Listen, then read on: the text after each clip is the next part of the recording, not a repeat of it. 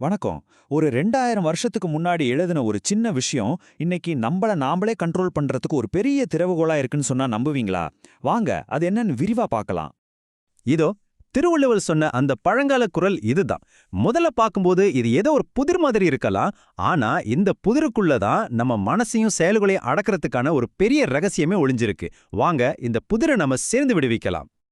இந்த குறளோட நேரடியான அர்த்தம் என்னன்னா, ஒரு வேலையை வச்சே இன்னொரு வேலையை முடிக்கிறதுங்கிறது ஒரு யானையை வச்சு இன்னொரு யானையை பிடிக்கிற மாதிரி தான். இது ஒரு அற்புதமான உருவகம் இல்லையா? இந்த ஒப்பீடு அந்த உருவகத்தை இன்னும் தெளிவாக்குது. அதாவது இங்க 2 யானை இருக்கு.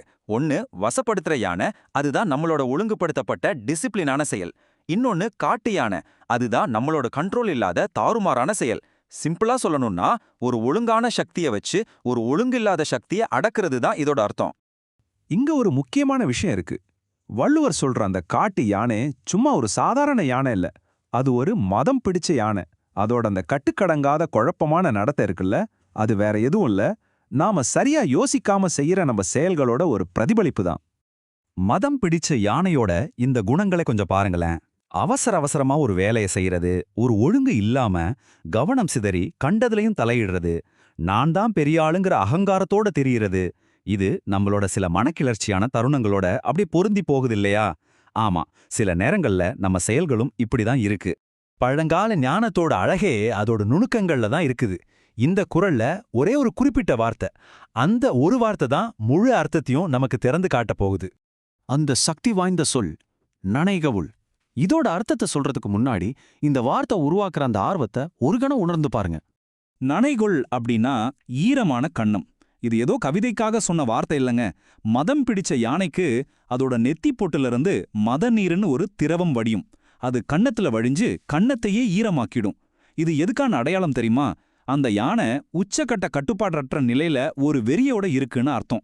பாருங்க, நம்மளோட அந்த கண்ட்ரோல் இல்லாத நிலைய வள்ளுவர் எவ்வளவு துல்லியமா விவரிச்சிருக்காருன்னு. சரி, இப்போ நமக்கு பிரச்சனை என்னன்னு புரிஞ்சிடுச்சு. அதாவது அந்த காட்டு யானை எதுன்னு தெரிஞ்சிடுச்சு.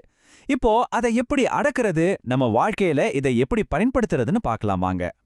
இந்த குறள் ஒரு பிரச்சனையை மட்டும் சொல்லல, அதுக்கான தீர்வையும் சொல்லுது.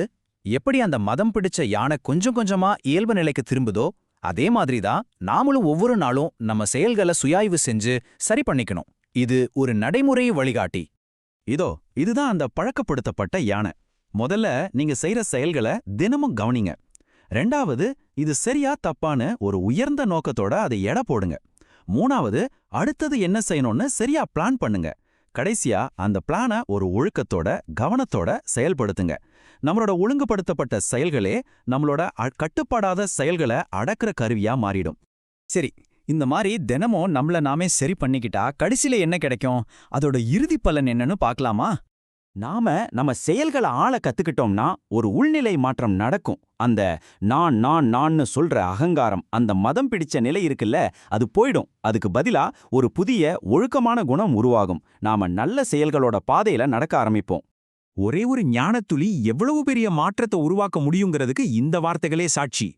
இந்த ஒரு குறளின்படி வாழ்ந்தா மட்டுமே போதும், ஒரு சாதாரண மனுஷன் இந்த உலகத்துல ஒரு மாபெரும் மனிதனா உயர முடியும். இந்த பழங்கால பாடம் இன்னைக்கு நம்ம ஒவ்வொருத்தர்கிட்டயும் ஒரு தனிப்பட்ட அழைப்பு விடுக்குது. உங்க வாழ்க்கையில இருக்கிற அந்த மதம் பிடிச்ச யானை எது? இன்னைக்கு நீங்க எந்த கட்டுப்படாத செயலை உங்களோட ஒழுக்கமான செயல்களை கொண்டு அடக்க தொடங்க போறீங்க? யோசிச்சு பாருங்க.